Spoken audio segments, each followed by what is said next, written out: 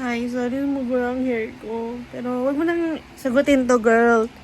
Pero I just want to tell you, update you about your last year life. Kakatapos lang ng, actually last day ngayon, pero na ako pumasok. Ng third term. Hindi ko pala sasabihin kay mama na hindi pa ako gagraduate this year. Ay, next year, March.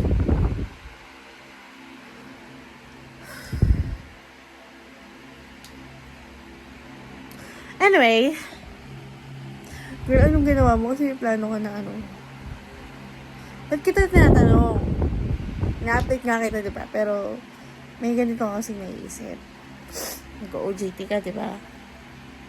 Pagkatapos ng OJT mo, sabihin mo doon sa company na pinagsukan mo, if you can work them part-time or full-time. Kasi may lista ka ng dalawang terms. Sana payagan. Pero yun yung plano. Pero kung hindi, edi wag.